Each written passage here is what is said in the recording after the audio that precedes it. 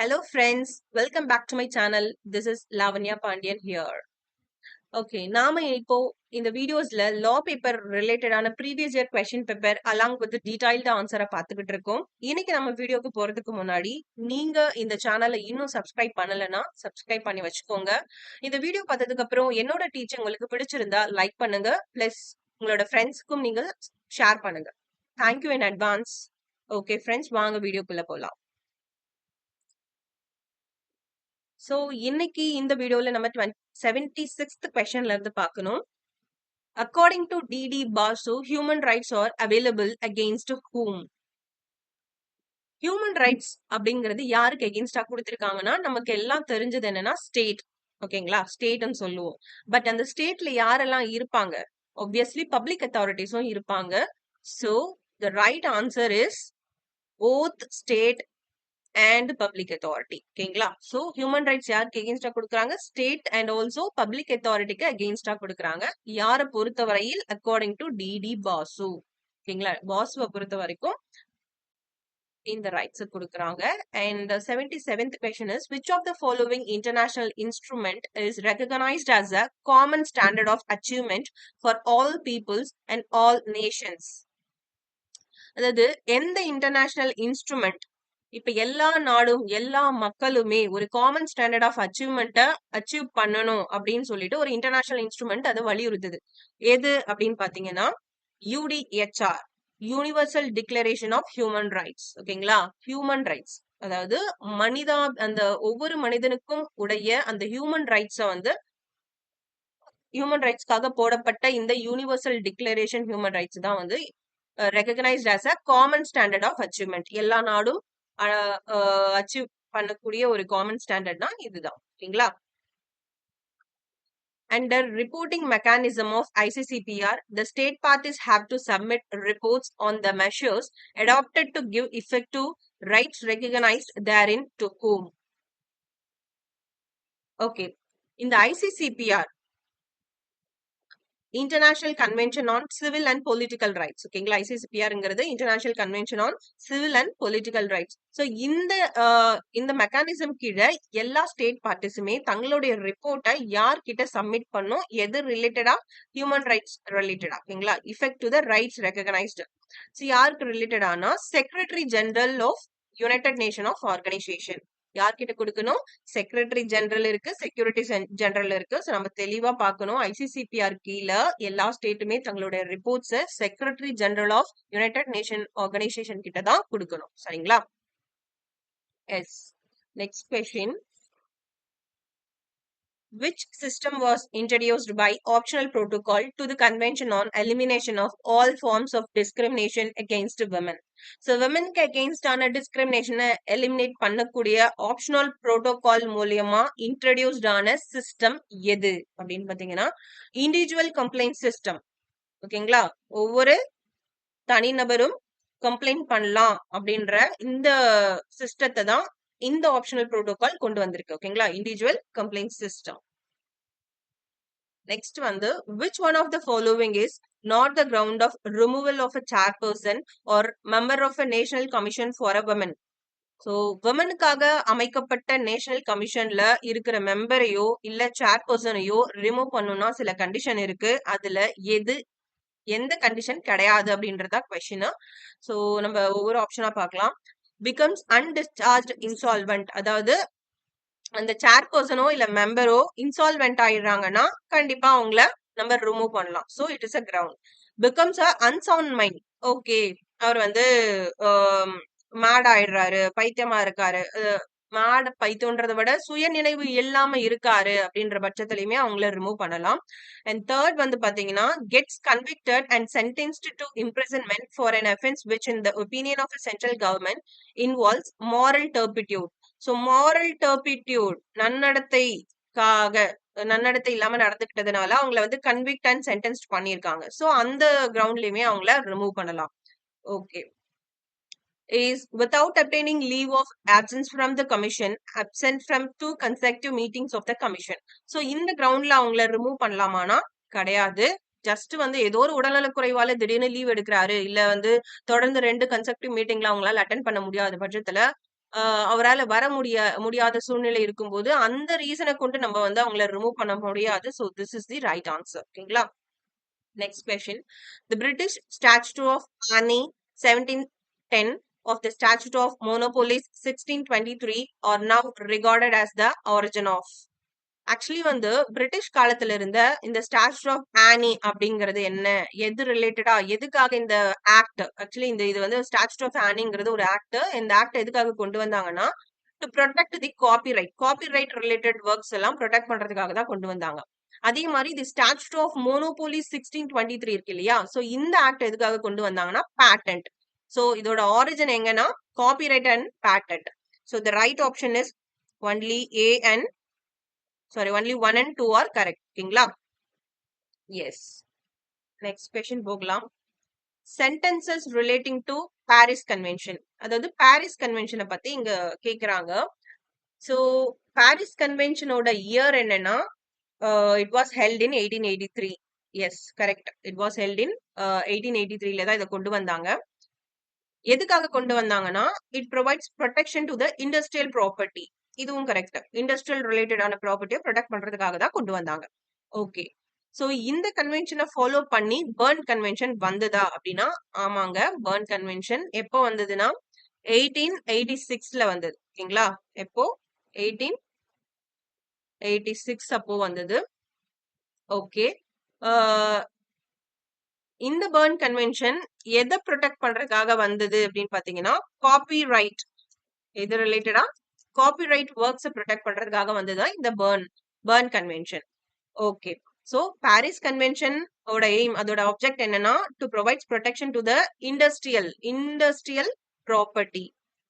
So Paris கன்வென்ஷன்னா industrial property. நீங்க எப்படி ஞாபகம் வச்சுக்கலாம்னா நம்மளுடைய பாரிஸ் கார்னர், பாரிஸ் இருக்கு இல்லையா, சோ அது வந்து industrial property.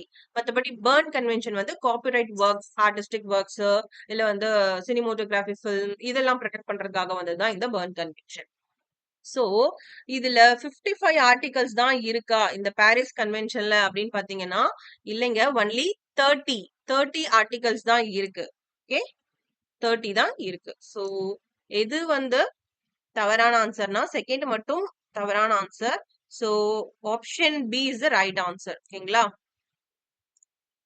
Only 1, 3 and 4 are correct. Okay, நம்ம நெக்ஸ்ட் கொஸ்டின் போலாம். To protect in as effective and a uniform manner as possible the rights of authors in their literary and artistic works is the aim of. So இது already நான் முன்னாடி கொஸ்டின்லயே சொன்னேன் இல்லைங்களா? என்ன சொன்னேன்? Copyright ஒர்க்ஸ்னா இந்த லிட்ரரி ஆர்டிஸ்டிக் ஒர்க்ஸ் தான் காப்பிரைட் ஒர்க்ஸ். அதுவும் இல்லாம வேற சில ஒர்க்ஸும் இருக்கும். ஓகேங்களா? லைக் மியூசிக் இல்ல ரெக்கார்டிங், அதுவுமே காப்பிரைட் குள்ளதான் வரும். So Berne convention is the right answer. Okay, Berne convention. Next one is TRIPS agreement. TRIPS அக்ரிமெண்ட்னா என்ன? ட்ரேட்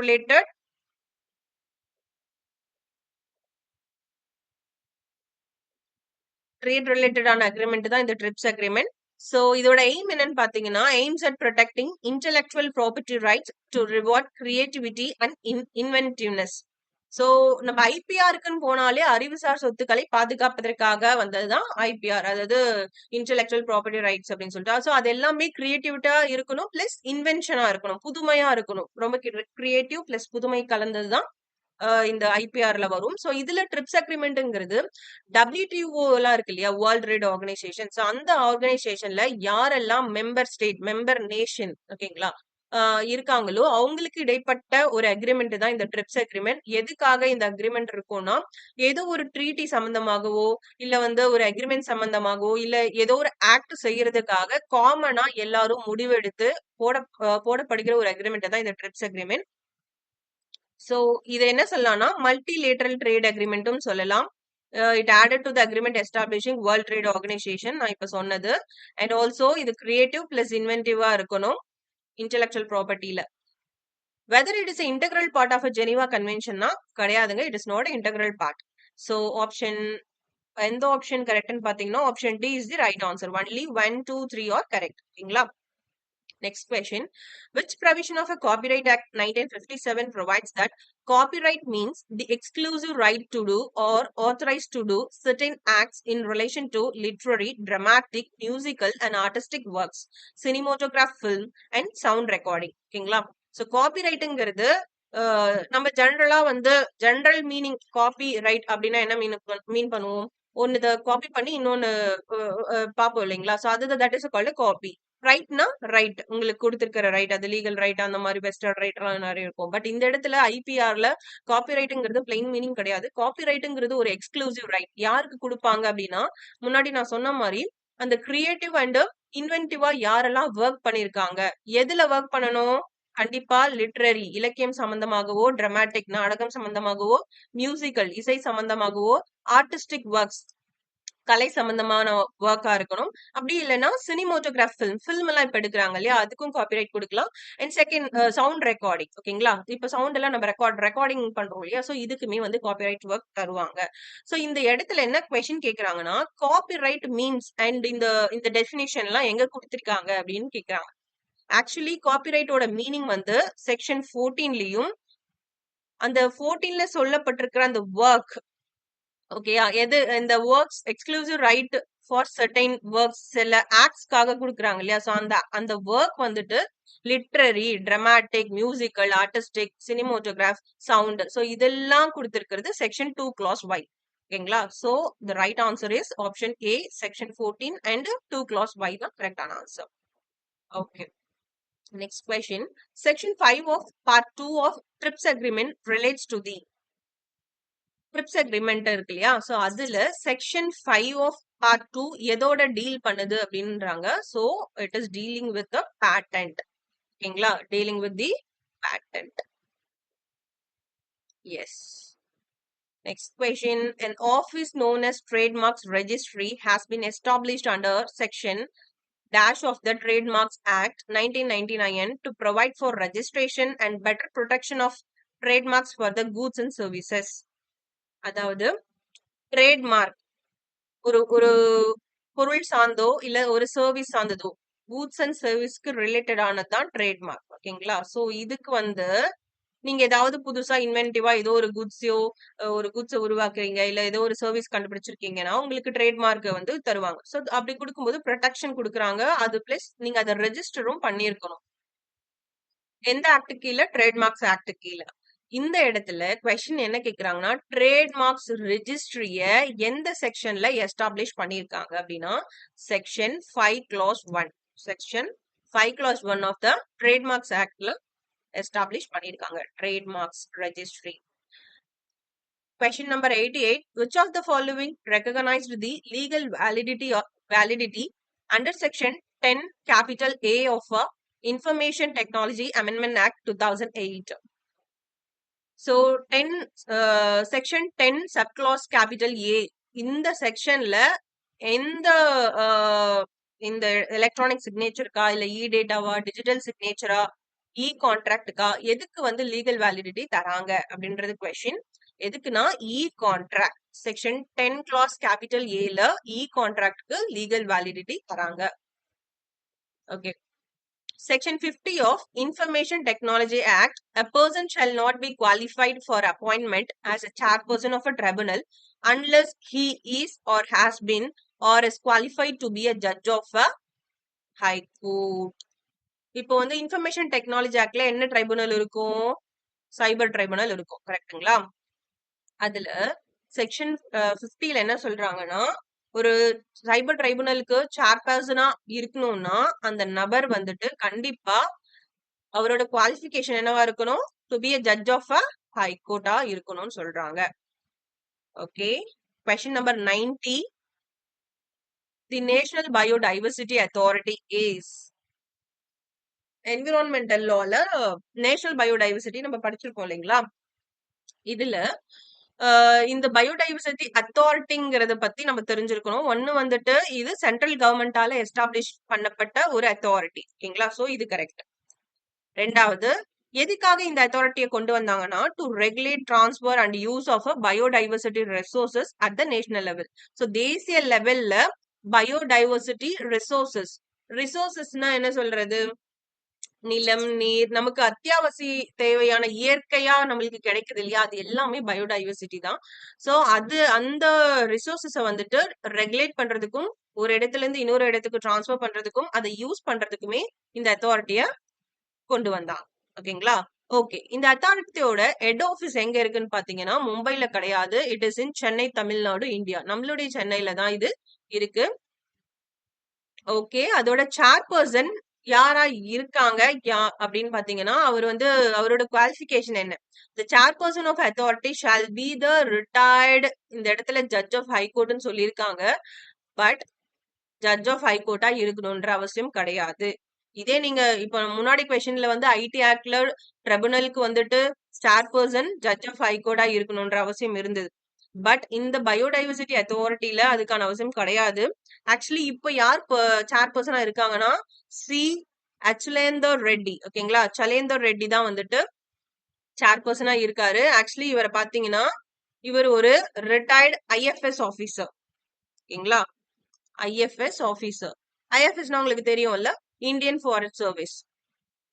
இவர் எப்போ வந்து தன்னுடைய பதவியை ஏத்துக்கிட்டாருன்னா 2022ல தான் 2022ல தான் வந்துட்டு தன்னுடைய பதவியை ஏத்துக்கிட்டாரு. ஓகேங்களா? சோ த ரைட் ஆன்சர்னு பாத்தீங்கன்னா பயோடைவர்சிட்டி அத்தாரிட்டியை பொறுத்த வரைக்கும் option 1 and 2. So option B is the right answer. ஓகேங்களா? Option B is the right answer. Okay, நம்ம நெக்ஸ்ட் கொஸ்டின் போலாம். The form of government in USA is based on the theory that there should be separation between executive and legislature is characterized by as. இவங்களே சொல்லிட்டாங்க separation between executive and legislature. அப்படின்னா என்ன? இது என்ன form of government? It is a presidential form of government. ரெண்டும் ஒன்னாவே இருக்கக்கூடாது, ரெண்டுத்தையும் செப்பரேட் பண்ணுங்க. எக்ஸிக்யூட்டிவ் லெஜிஸ்லேச்சரையும் செப்பரேட் பண்றது. ஓகேங்களா? Presidential form of government. The British North America Act 1867 was intended to establish strong center in Canada. So கனடால வந்து சென்டருக்கு தான் ஃபோக்கஸ் பண்றாங்க. Centre in Canada. The growth of Canadian Federation has been much influenced by which factors in the country? Okay.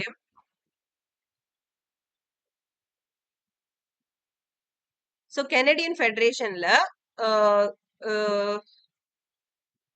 சென்டரை வந்து strong சென்டரை establish பண்ணணும்னு சொல்றது இந்த ஆக்ட் சொல்லுது. ஸோ அதுக்கான மெயின் ஃபேக்டர் எதுவா இருந்துச்சுன்னா பை ரேசியலிசம் அண்ட் பை லிங்குவிசம். ஓகேங்களா? லாங்குவேஜ் அண்ட் ரேசியல், இது ரெண்டும் தான் மெயின் ஃபேக்டரா இருந்தது. எதுல? கனடால. எதுக்காக? கனடியன் ஃபெடரேஷன் சென்டரை உருவாக்கணும்ன்ற மெயின் நோக்கத்துக்காக உருவாக்கப்பட்டது. எதை பேஸ் பண்ணி? Racialism and linguism. Okay. The three essential norms of rule of law as this precisely synchronized by whom? Actually வந்துட்டு 1 2 3ன்னு சொல்லிட்டு 3 நார்ம்ஸ் சொல்லியிருக்காங்க. அந்த 3 நார்ம்ஸ்மே எதோட ரிலேட்டட் ஆகுதுன்னா rule of law. So rule of law பத்தி இந்த மாதிரி ப்ரிசைஸா சொன்னவர் யாரு? ஃபர்ஸ்ட் என்ன சொல்லியிருக்காங்கன்னு பார்க்கலாம், அப்புறம் யார் சொன்னாங்கன்னு பார்க்கலாம். சரிங்களா? So norms of conduct of one another, அதாவது ஒருத்தருக்கு ஒருத்தர் இடைப்பட்ட அந்த கான்டக்ட் எப்படி கான்டக்ட் பண்ணிக்கிறாங்க, கான்டாக்ட் பத்தினதோ இல்ல norms which proceed from a known external authority, அதோட ப்ரொசீடிங் எக்ஸ்டர்னல் அத்தாரிட்டி இருந்து நம்ம எப்படி ப்ரொசீட் பண்றோம் அப்படின்றது. And norms whose binding force is guaranteed by the external powers. So binding force பத்தியும் சொல்லியிருக்காங்க. ஸோ ரூல் ஆஃப் லாங்கிறது ஒருத்தரோட கான்டாக்ட், ப்ரொசீடிங், பைண்டிங் ஃபோர்ஸ், இது மூணுத்தையும் பத்தி பேசுறது. இத பத்தி யார் சொன்னாங்க அப்படின்னா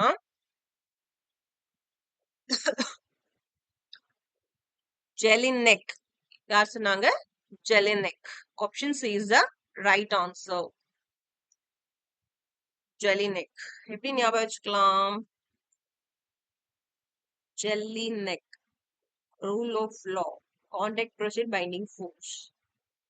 Okay. ஞாபகம் வச்சுக்கலாம். Okay, next question போலாம்.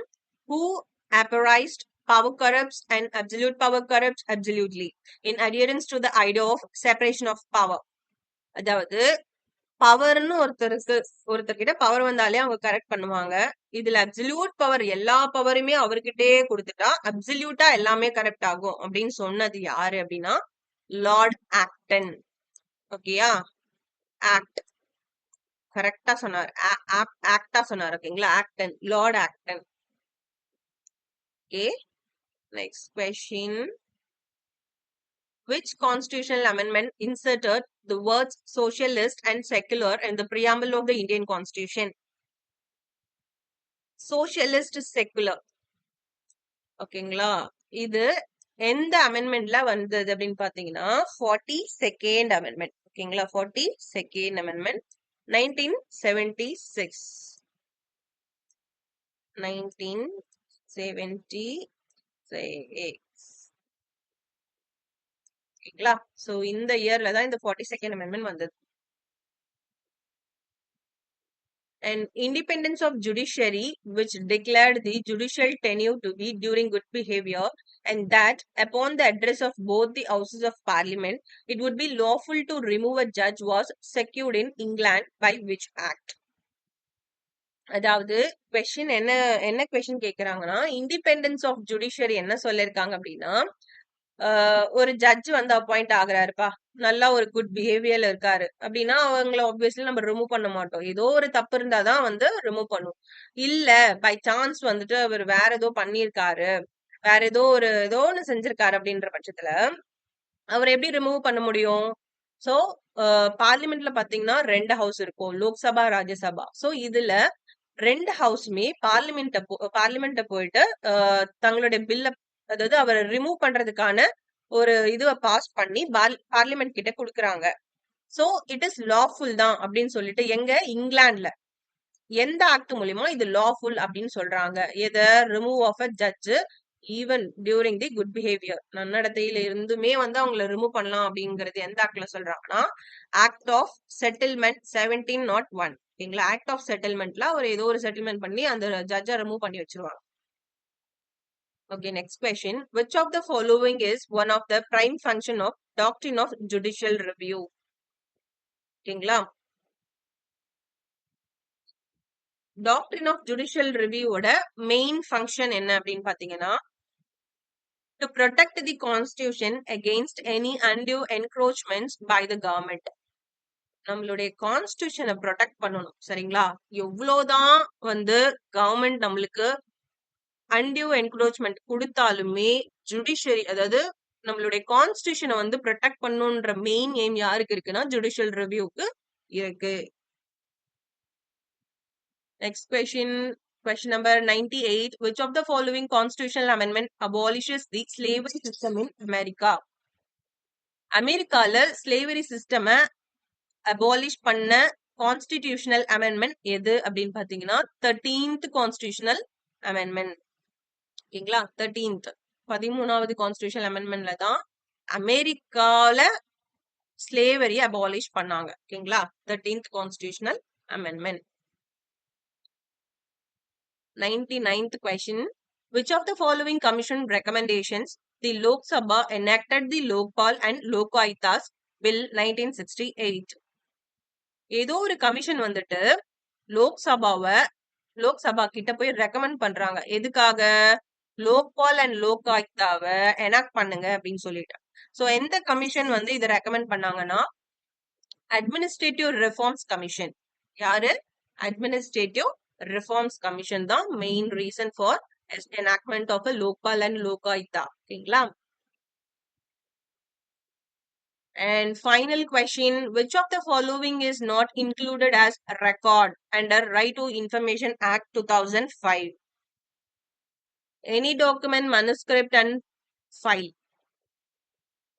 Question வந்து which is not a record. Right to Information Act பொறுத்த வரைக்கும் ஒரு any document, manuscript and file வந்து is a record. Any microfilm, microfiche and facsimile copy of document, yes, it is a record. Any other material produced by a computer or any other device. Okay, ஒரு கம்ப்யூட்டரோ ஏதோ ஒரு டிவைஸோ produce பண்ற ஒரு மெட்டீரியலுமே ஒரு record தான் அப்படின்றாங்க. Any immaterial document and information, இவங்களே சொல்லிட்டாங்க திஸ் இஸ் இம்மெட்டீரியல். அப்போ which is not a record, any immaterial document and information is not record. ஓகேங்களா? Okay guys. ஸோ இது வரைக்கும் நம்ம 100 கொஸ்டின்ஸை பார்த்து முடிச்சிட்டோம். ஒவ்வொரு வீடியோக்குமே 25 கொஸ்டின் சொல்லிட்டு நம்ம பிரிச்சு 100 கொஸ்டின் முடிச்சிருக்கோம். நெக்ஸ்ட் வீடியோல நம்ம நெட் செட்டுக்கு தேவையான லா பேப்பர், ஜெனரல் பேப்பரை பத்தி நம்ம பார்க்கலாம். Thank you guys. Thank you once again.